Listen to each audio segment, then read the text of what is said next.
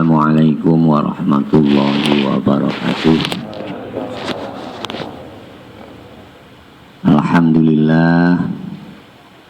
Alhamdulillahi rabbil alamin, wa bihi nasta'inu ala umurid dunya waddin, wassalatu wassalamu ala asrafil anbiya'i wal mursalin wa ala alihi wa ashabihi ajma'in, ma ba'du. Yang kami hormati Bapak Nugroho selaku Kepala SKPD PU, yang kami hormati seluruh jajarannya. Pertama kali marilah kita sama-sama mewujudkan pengakuan syukur kita kehadirat Allah Subhanahu wa Ta'ala, karena pada kenyataannya setiap saat dari waktu yang berlalu dari kita, senantiasa kita menyampaikan kepada Allah, mengakui Shadaqallahul Azim, Shadaqallahul Azim, Shadaqallahul Azim.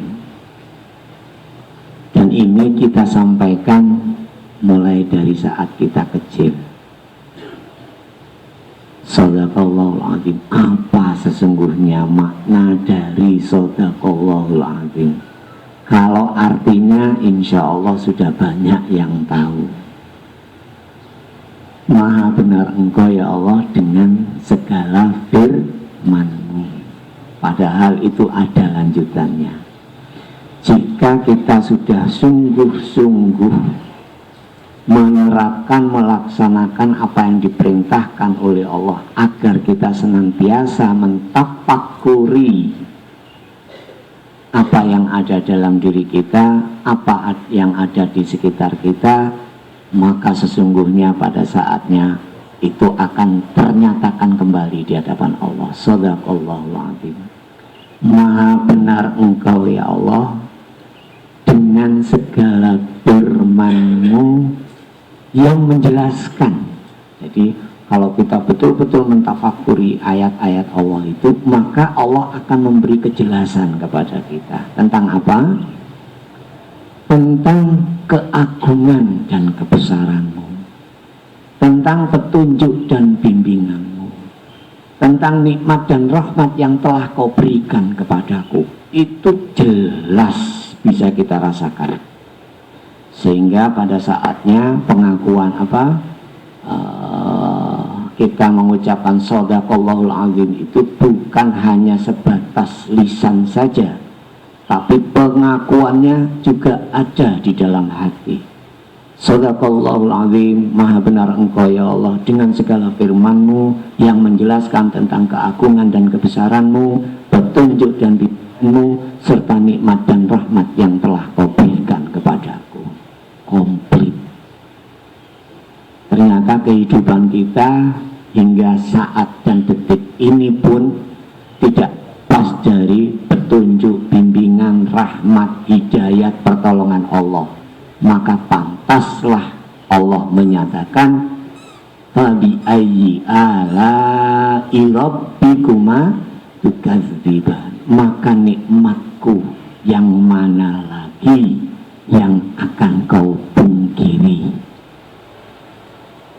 Sehingga kesyukuran yang paling nyata pada kesempatan pagi hari ini adalah kita pahami ini adalah skenario-nya Allah, yang Allah juga pasti punya maksud mengumpulkan kita semuanya di sini. Ini pasti punya maksud, dan maksud Allah tidak ada lain agar kita betul-betul semuanya akan diberi karunia oleh Allah, yaitu yufaqihu fiddin, diberi kepahaman tentang agama, agar di dalam kita menjalankan kehidupan ini kita jalani dengan penuh kedamaian, penuh ketentraman, penuh keikhlasan, penuh keridhaan, insya Allah.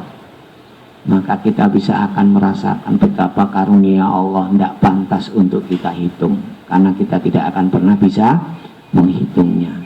Konsekuensi kesyukuran kita terhadap itu semuanya saat ini kita mohon kepada Allah, ya Allah, aku yakin bahwa ini adalah ketetapan-Mu, maka akan menjadi tidak bermanfaat jika saat ini Kau tidak bimbing aku, Kau tidak beri aku petunjuk untuk bisa memahami apa yang hendak tersampaikan dalam kajian kita pagi ini. Sungguh-sungguh sama-sama Pak, karena persyaratannya dalam menyampaikan pun, terutama bagi seorang penyampai, dia tidak akan pernah bisa yakin bahwa apa yang disampaikan itu membuahkan hikmah, membuahkan manfaat, jika apa yang disampaikan oleh seorang penyampai itu adalah sesuatu yang dia tidak melakukannya.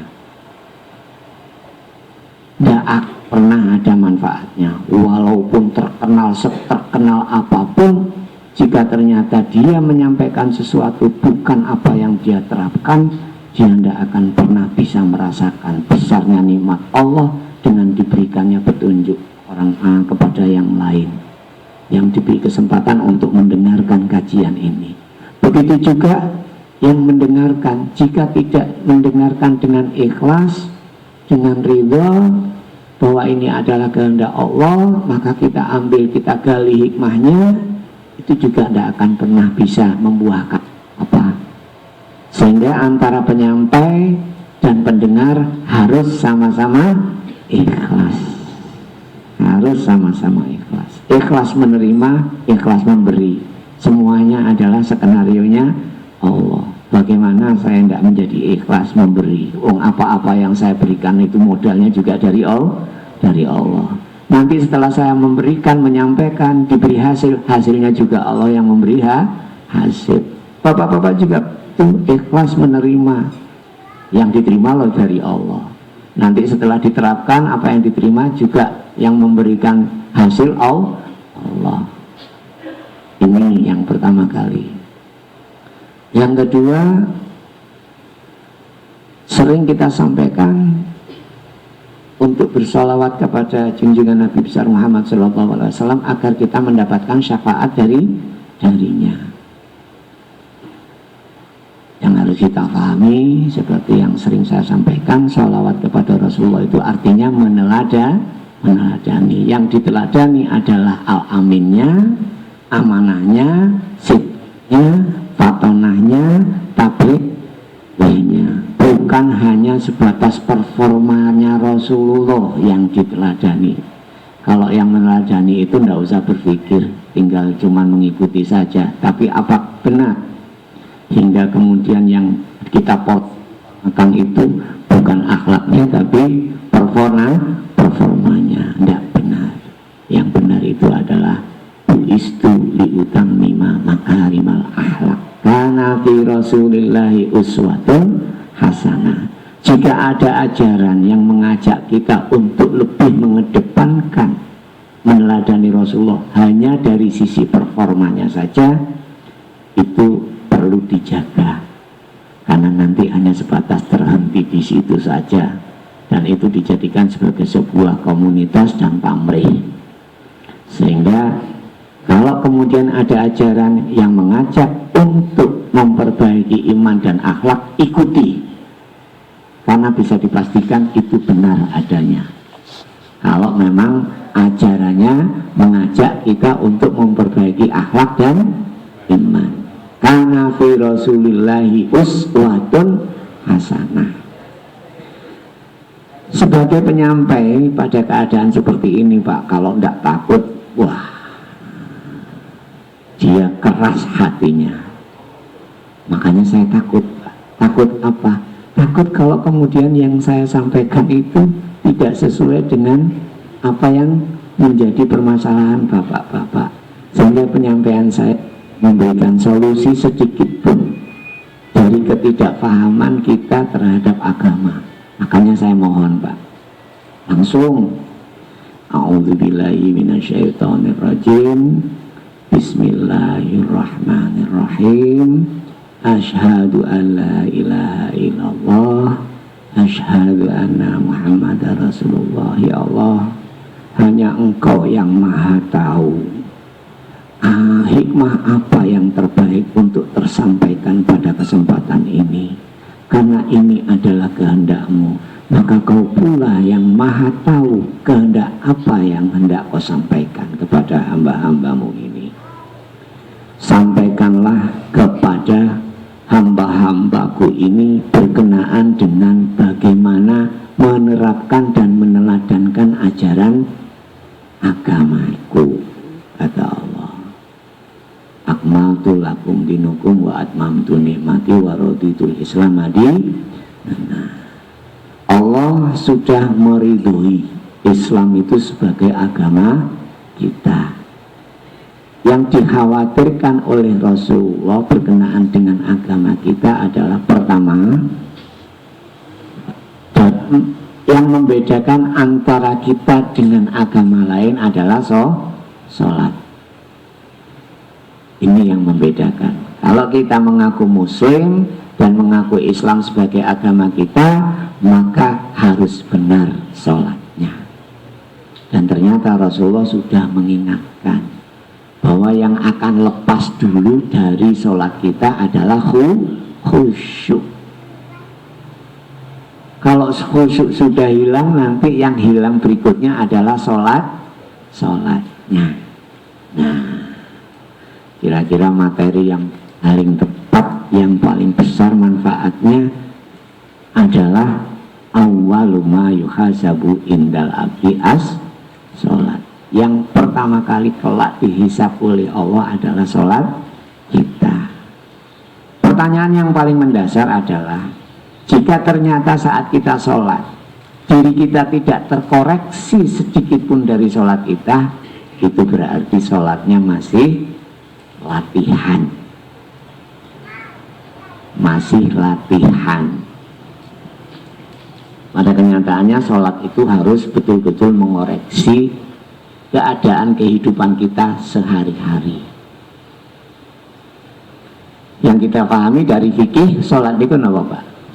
Diawali dengan takbir dan diakhiri dengan salam. Sampun diterapkan ya? Sampun. Insya Allah semuanya sudah diberi kekuatan oleh Allah untuk bisa melaksanakan sholat. Tapi kemudian untuk memahami sholat, mari kita uji, kita kaji bersama-sama pada kesempatan ini. Sebelum kita melaksanakan sholat, kita diamanai oleh Allah sebuah syariat untuk berwudu. Nah, ternyata wudu itu hadisnya luar biasa. Barang siapa yang melaksanakan wudu dan menyempurnakan wudunya, maka pasti masuk surga. Nah, kalau wudu demikian aja sudah bisa mengajak kita kepada surga, berarti yang harus kita pikirkan sekarang wudu yang seperti apa ya? Wudu yang seperti apa yang kemudian bisa menghantarkan kita ke surga? Apa wudu yang seperti kita lakukan sehari-hari selama ini? Ceplak, cepluk, 10 menit, tidak sampai 10 menit, semenit, atau tidak sampai 2 menit, selesai. Apa itu? Mari kita uji. Karena di sana kan petunjuknya, barang siapa yang melaksanakan wudhu dan menyempurnakan wudhunya. Sehingga kalau kemudian kita mentafakuri dengan sungguh-sungguh, dengan wudhu aja betul-betul sikap kita, akhlak kita akan terjaga. Contohnya, pertama kali yang kita usap pada saat wudhu apa? Muka kita. Dari muka kita ini yang banyak menimbulkan manfaat dan mudarat adalah mata. Ya, hidung ada mudaratnya tapi amat sangat sedikit sekali. Kalau lisan kan sebelumnya kumur-kumur, berarti itu disunahkan, juga ada maksudnya kenapa kumur-kumur. Cuman pada saat kita mengusap muka ini, yang paling banyak memberikan manfaat dan mudarat adalah mata. Maka pada saat kita membasuh muka, kita mohon kepada Allah, ya Allah, lindungilah fungsi mata mata saya supaya hanya untuk melihat kuasa-kuasamu yang baik dan yang benar saja. Pernah pada saat kita wudhu kemudian hati kita berbunyi seperti itu? Nah, karena itu adalah sebuah petunjuk yang akan diberikan oleh Allah kepada bapak-bapak semuanya, sehingga pada saatnya nanti betul-betul akan memahami pantas kalau Allah itu sebelum kita melaksanakan harus disyariati wudhu dulu, pantas, dan membenarkan. Nanti akan diberi masing-masing. Bukan, ini hanya sebatas pertama petunjuknya melalui saya, karena saya sudah diberi petunjuk tentang hal itu, maka saya diamanahkan, diwajibkan, diperintahkan untuk menyampaikan fabini amati rabbika fahadits. Karena setelah dipahamkan tentang wudhu yang sebenarnya itu betul-betul bisa merubah akhlak, bisa merubah iman, bisa merasakan keindahan hidup, bisa merasakan kedamaian hidup, ketentraman hidup, maka itu semuanya adalah nikmat yang saya selanjutnya harus menyampaikan. Tapi ni'mati rabbika fahadits. Mari kita uji. Nanti setelah pulang mohon kepada Allah wudhunya itu betul-betul diperbaiki. Maka pada saat saya wudhu pada waktu itu, sebelum wudhu aja sudah diberi indikasi dulu, ditata dulu hati itu, nangis. Ya Allah, pantas kalau orang-orang Gunung Kidul jauh dari sholat karena memang mereka sulit mencari air. Sementara di rumahku yang setiap saat muncul, aku masih sering meninggalkannya. Ya Allah, nangis.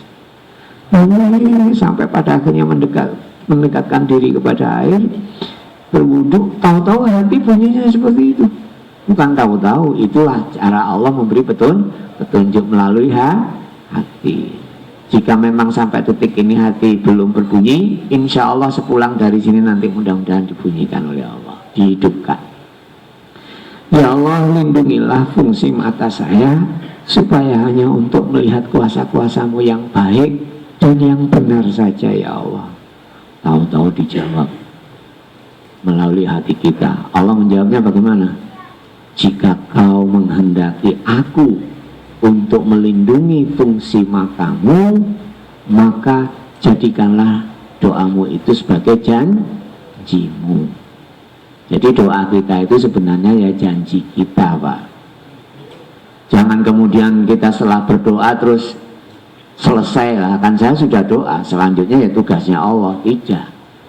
Innallaha la yughayyiru ma biqaumin hatta yughayyiru ma bi anfusihim. Allah tidak pernah merubah keadaan buruk kita menjadi baik, tidak ikhlas kita menjadi ikhlas, pembohong kita jadi jujur, kecuali kita terlebih dahulu berusaha untuk memperbaikinya. Nah, dari ayat inilah kemudian kalau kita mohon agar fungsi mata kita terjaga atau dilindungi oleh Allah, berarti kita harus berjanji untuk senantiasa menjaga fungsi mata.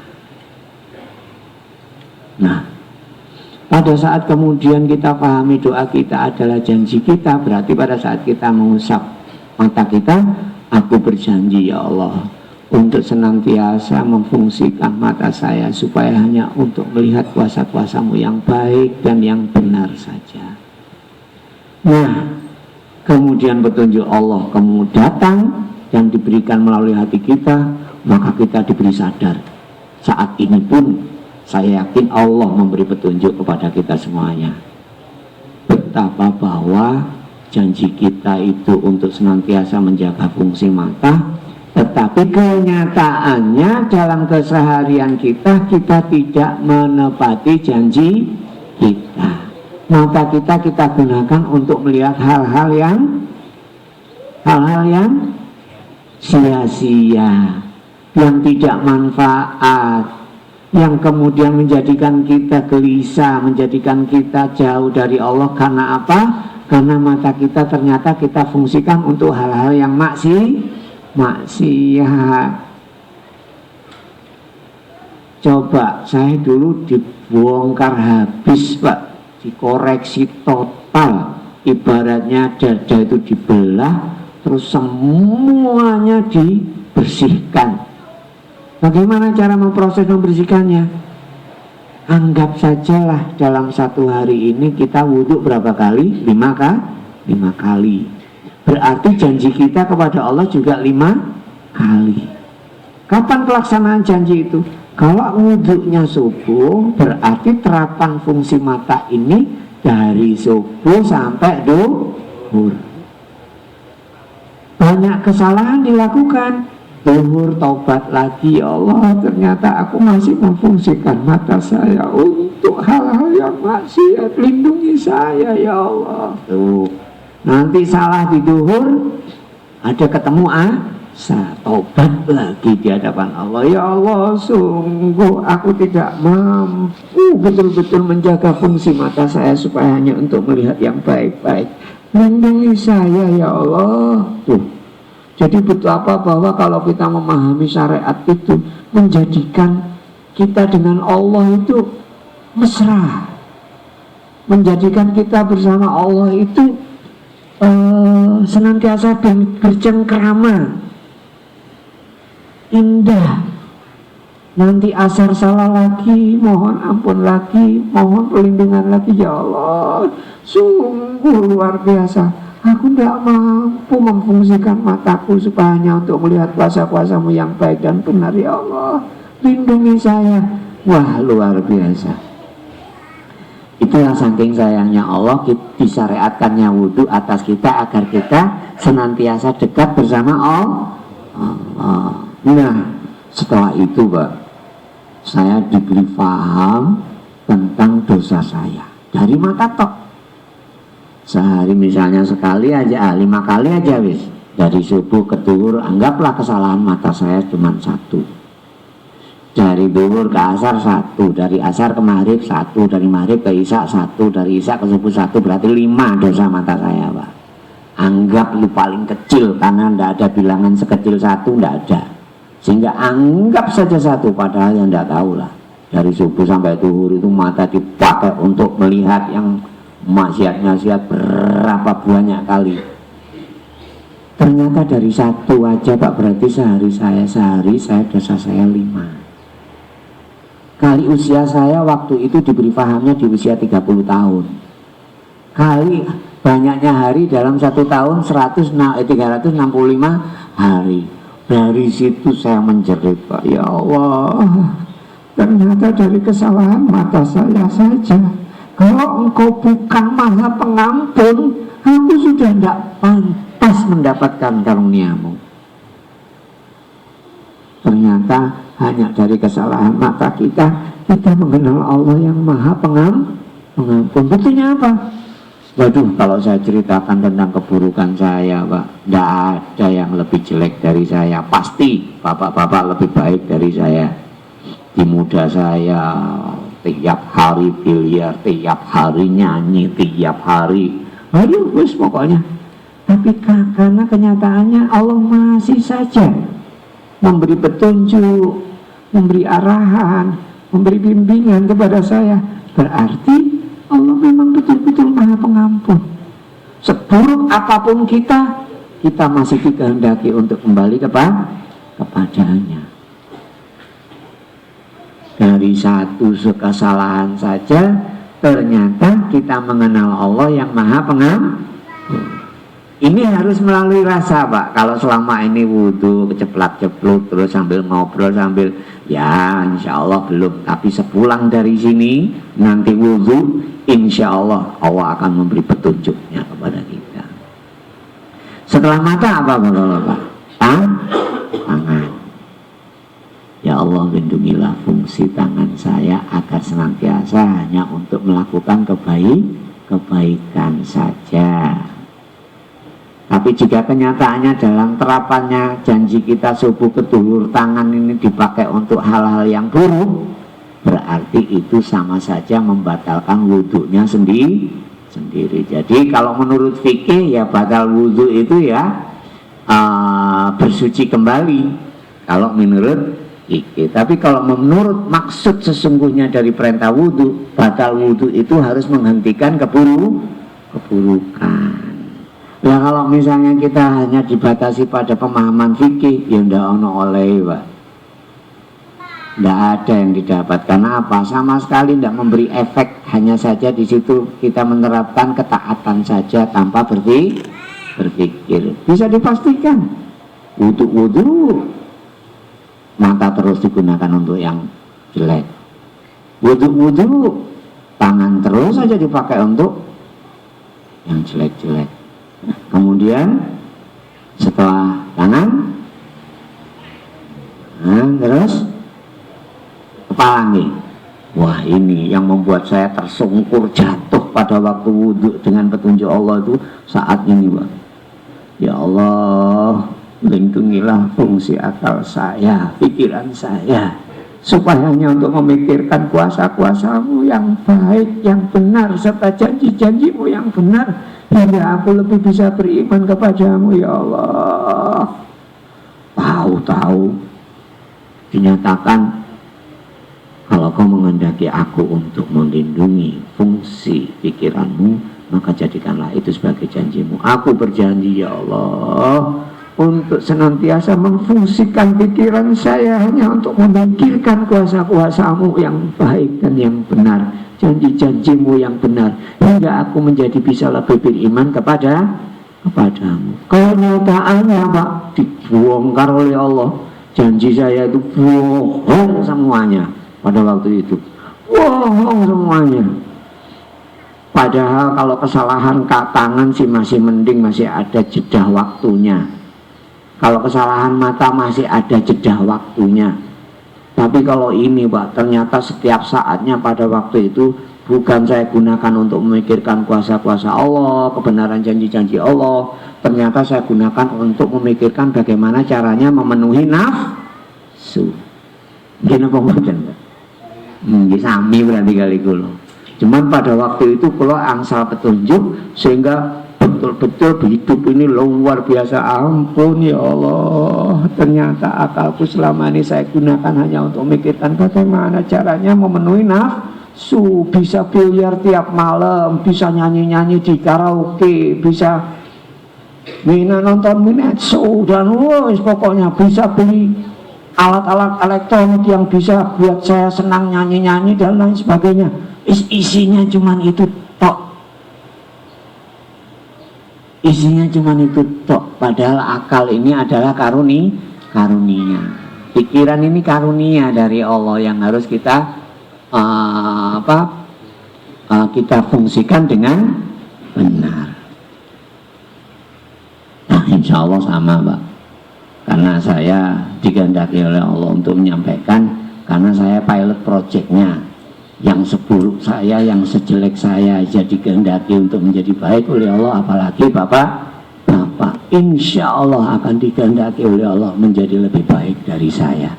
Karena saat ini pun saya tidak diizinkan untuk menyampaikan hal ini, tidak akan pernah tersampaikan hal ini. Maka ini sudah atas izin Allah, sehingga nanti kita pulang betul-betul menerapkan fungsi wudhu kita. Terus setelah itu telinga, sama ya Allah, lindungilah fungsi telinga saya. Nanti kalau Allah sudah melindungi dari usaha kita, mendengarkan hal-hal atau pembicaraan yang tidak manfaat itu ada sensornya, Pak. Kayak ada sensornya. Jadi mendengarkan sesuatu yang tidak manfaat itu tahu-tahu tidak rasan, tahu-tahu menjauh, tahu-tahu dipahamkan tidak manfaat amat waktu yang saya pakai kalau hanya untuk membicarakan hal-hal yang semacam itu. Nanti akan diberi jelas oleh Allah. Saya dulu sukanya ya tadi itu ngobrol sana sini, keluar ke sana kemari. Tapi pada saatnya hati mata sudah dijaga oleh Allah, selalu bertanya, Pak, keluar ini manfaat apa enggak ya bagi mata saya? Keluar ini manfaat enggak ya bagi telinga saya? Keluar ini manfaat enggak ya bagi pikiran saya? Terus sensor itu ada, sehingga betul-betul kita nanti akan diberi bisa melaksanakan hidup tuh mulai dari meninggalkan yang tidak manfaat menjadi yang manfaat. Nanti setelah kita diberi bisa melakukan hal-hal yang manfaat, ditingkatkan lagi oleh Allah untuk bisa melaksanakan hal-hal yang lebih manfaat. Jika kita terus-menerus berusaha, masih akan diberi kesempatan lagi melakukan hal-hal yang paling manfaat. Itulah tentramnya hidup, damainya hidup. Sehingga pada saatnya terakhir kaki, ya Allah lindungilah fungsi kaki saya supaya hanya untuk melangkah kepada hal-hal yang baik. Kalau Allah sudah melindungi, mau melangkah ini aja takut, Pak. Ada pembedaannya nanti. Ada kalanya kita cuek sajalah keluar, melangkahkan kaki keluar. Tapi begitu keluar ternyata mata dilindungi, kaki telinga dilindungi, pikiran dilindungi. Sampai kepada suatu tempat, di sana ternyata yang dilakukan oleh di tempat itu tidak manfaat, pulang itu merasa kecewa, Pak. Ampun ya Allah, berarti keluar saya tadi itu nafsu saya, bukan kehendakmu. Sangat menyesal. Jika wudhu kita sudah betul-betul kita terapkan.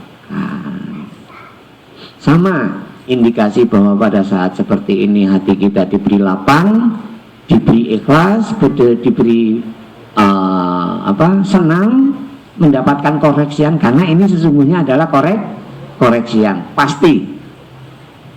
Ini adalah koreksian. Tapi kalau dikoreksi tidak kerasan, dikoreksi tidak terima, itu berarti menolak petunjuk.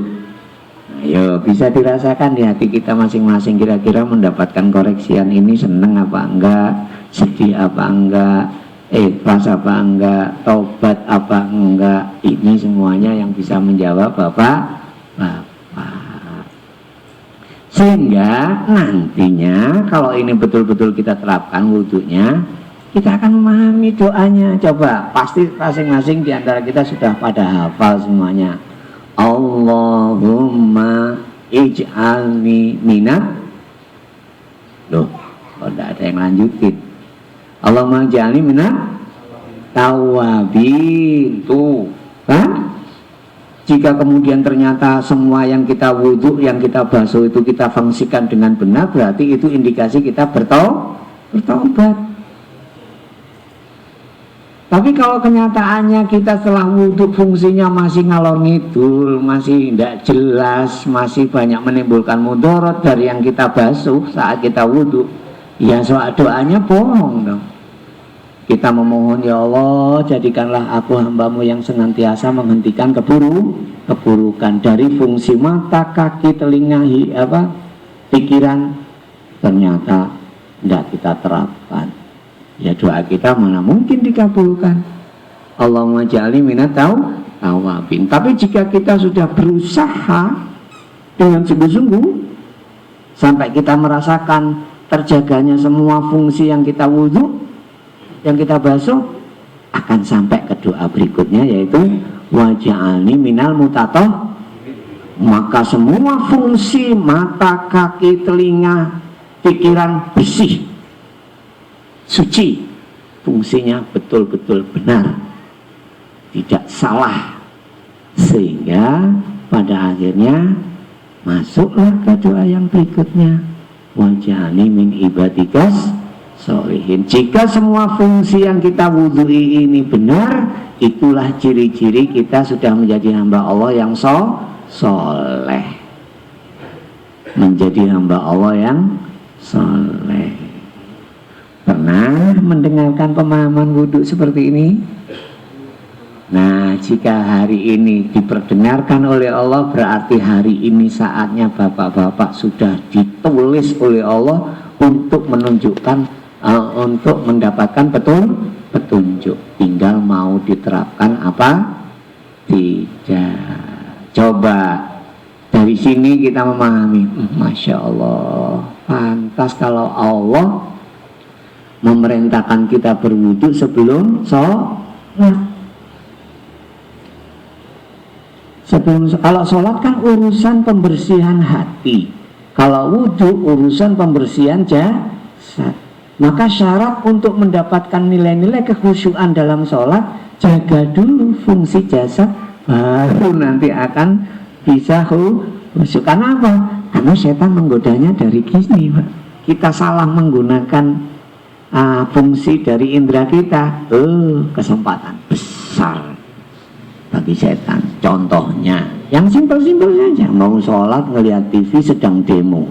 Nah, pada saat demo yang dilihat orang sedang diinjek-injek, kira-kira apa Pak yang terjadi? Wih, keterlaluan itu, masa udah persuasif, anu panjang kan? Setelah kita melihat demo itu panjang, wah mestinya kan tidak begitu, lagian juga, wah panjang pokoknya. Nah, terus dimatiin TV-nya, kedengar azan, sholat, Allah Akbar. Setan pasti ngingetin Pak, kata-kata satu saja, langsung nyambung pikiran kita, yo demo itu mau penemenan aja nih. Jadi begitu baru takbir Allahu Akbar, hatinya ngingat demo, lisannya baca doa iftitah. Sedangkan Allah itu tahu saat kita sholat.